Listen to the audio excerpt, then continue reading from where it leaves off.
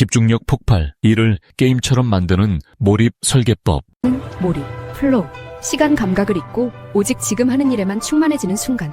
이 순간 생산성은 평소보다 3배, 5배까지 뛰어오릅니다. 우리는 한계를 넘어 성장하고 더 나은 나를 만나게 되죠. 플로우는 타고나는 재능이 아니라 환경, 리듬, 이런 생각 다들 한 번쯤 해보셨을 거예요. 정말 좋아하는 게임은 밤을 새워도 시간이 어떻게 가는지 모르겠는데 왜 당장 끝내야 하는 중요한 일이나 공부는 딱 10분만 붙잡고 있어도 온몸이 뒤틀릴까요? 오늘 바로 그 근본적인 해답을 찾아서 여러분의 일을 게임처럼 중독적으로 만드는 궁극의 정신 상태, 몰입을 의도적으로 설계하는 방법을 하나하나 뜯어볼 겁니다. 정말 공감 가는 질문이죠. 그런데 이 엄청난 차이가 단순히 나는 의지력이 약해 같은 개인의 정신력 문제에서 오는 게 아니에요. 핵심은 바로 구조에 있다는 겁니다. 게임은요, 우리 뇌가 집중의 쾌감을 느낄 수밖에 없도록 아주 정교하게 설계된 심리적인 시스템 그 자체거든요. 반면에 대부분의 업무나 공부 환경은 우리 뇌의 본능을 정면으로 거스르는 방식으로 되어 있죠. 오늘 이 시간에는 바로 이 게임의 설계도를 우리가 역으로 한번 이용해 보는 겁니다. 자, 이 숫자 한번 보세요. 500%. 이게 대체 뭘 의미하는 숫자일까요? 바로 우리가 몰입이라고 부르는 최적의 정신 상태에 들어갔을 때 평소보다 생산성이 폭발적으로 증가하는 수치입니다. 와, 1시간 일하면 5시간의 결과물이 나온다는 그런 얘기죠. 이것이야말로 우리가 몰입을 설계해야만 하는 이유이자 우리가 얻게 될 엄청난 잠재력인 셈입니다. 그래서 핵심은 바로 이겁니다. 더 이상 의지력이 부족해서 그래 라면서 자책할 필요가 없다는 겁니다. 게임과 일의 차이는 굳은 결심이 아니라 그 활동을 둘러싼 심리적인 구조, 다시 말해 설계에 달려 있어요. 그리고 제일 좋은 소식은 뭐냐면요. 이 구조는 어떤 일이든 의도적으로 설계하고 만들어낼 수 있다는 거예요. 여러분 스스로가 여러분의 일상을 위한 게임 디자이너가 되는 거죠. 자, 그럼 본격적으로 이 비밀의 열쇠, 몰입이 대체 뭔지 그 정체부터 한번 제대로 알아보죠. 몰입, 영어로는 플로우라고 부르는 이 개념은 긍정심리학의 대부, 미하이 칙센트미하이 교수가 정립한 건데요. 말 그대로 진짜 강물에 몸을 맡긴 것처럼 자연스럽게 흘러가면서 시간 감각마저 잊을 정도로 어떤 행위에 깊이 빠져드는 상태를 말합니다. 그는 연구를 통해 이게 그냥 집중력이 높은 상태 이걸 넘어서서요. 인간이 경험할 수 있는 가장 행복하고 생산적인 최적의 경험이다. 이렇게 정의를 내렸습니다.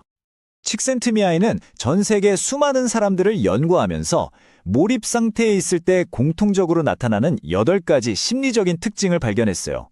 이 슬라이드를 한번 보세요. 정말 재미있는 특징들이 많아요. 우선 목표가 아주 명확하고요. 내가 지금 잘하고 있는지 아닌지를 바로바로 알 수 있다는 거예요. 주변의 모든 방해 요소가 싹 사라지고 눈앞의 과제에만 오롯이 집중하게 되죠.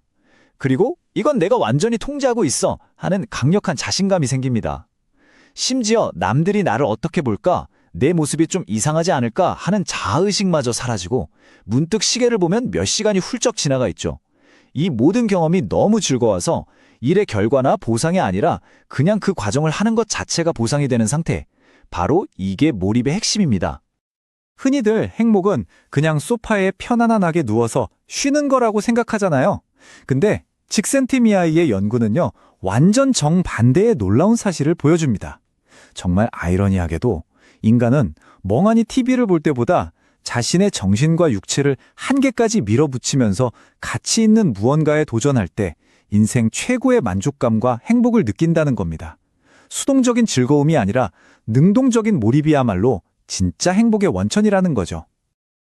자, 그럼 이제 제일 중요한 부분이죠. 실전편입니다. 이 강력한 몰입 상태를 어떻게 내 삶과 업무에 의도적으로 만들어낼 수 있을까요? 지금부터 여러분은 자신의 일상을 위한 게임 디자이너가 되어서 몰입을 일으키는 구체적인 트리거들을 하나씩 설치해 볼 겁니다. 몰입을 설계하는 여러 기술들이 있지만 그중에서도 진짜 가장 중요하고 본질적인 조건, 바로 핵심 엔진이라고 할 수 있는 게 있어요. 다른 모든 장치가 완벽해도 이 엔진이 없으면 몰입은 아예 시작조차 안 됩니다. 그건 바로 도전 과제의 난이도와 나의 기술 수준 사이에 완벽한 황금 비율을 맞추는 겁니다. 이거 보세요. 이 슬라이드가 모든 걸 아주 명확하게 보여주죠? 내 능력에 비해 일이 너무 어려우면 우리는 불안을 느껴요. 망했다. 이거 어떡해. 스트레스만 받고요. 반대로 일이 너무 쉬우면 지루함을 느끼죠. 아유, 지루해. 하품만 나오고 괜히 스마트폰만 만지작거리게 되죠. 몰입은 이 두 감정 사이에 아주 좁고 아슬아슬한 통로, 바로 몰입 채널 안에서만 일어납니다. 약간의 긴장감은 있지만 이거 한번 해볼 만한데? 하는 자신감이 드는 바로 그 완벽한 지점 말이에요. 그럼 그 황금 비율, 그 완벽한 지점을 대체 어떻게 찾냐고요? 칙센트미아이가 아주 구체적인 숫자를 딱 제시합니다. 바로 4% 룰이에요. 현재 내 능력보다 딱 4% 정도 더 어려운 과제에 도전할 때 우리 뇌는 최적의 각성 상태를 유지하면서 몰입에 가장 쉽게 빠져든다고 합니다. 이 4%라는 수치가 우리를 긴장시키고 집중하게 만드는 신경 전달 물질인 노르에피네프린과 도파민을 분비시키기엔 충분하지만 스트레스 호르몬인 코르티솔을 폭발시켜서 우리를 압도하지는 않는 그야말로 완벽한 수치인 셈이죠. 게임이 왜 그렇게 중독성이 강할까요? 바로 뭘 해야 하는지, 그리고 내가 잘하고 있는지를 실시간으로 아주 명확하게 보여주기 때문이거든요. 이 명확한 목표와 즉각적인 피드백이라는 게임의 인터페이스를 우리 현실에 그대로 가져와야 합니다. 첫째, 목표는 아주 구체적이고 잘게 쪼개야 해요. 보고서 쓰기처럼 막연한 게 아니라, 자, 지금부터 90분 동안 참고자료 3개 읽고 핵심 내용 5줄로 요약하기, 이렇게요. 둘째, 피드백 장치를 만드세요. 코딩을 한다면 함수 하나를 완성할 때마다 테스트를 통과시켜서 성공 메시지를 보고, 글을 쓴다면 한 문단을 끝낼 때마다 타이머를 멈추고 체크리스트에 표시를 하는 거죠. 이 작은 성공 신호들이 뇌의 보상 회로를 자극하면서 도파민을 팍팍 주입하는 퀘스트 완료 버튼 역할을 하게 됩니다. 자, 이제 몰입을 위한 환경, 그러니까 게임 필드를 만들어야겠죠? 근데 그러려면 우리의 가장 강력한 적부터 처리해야 합니다. 네, 바로 우리 손안에 있는 스마트폰이죠.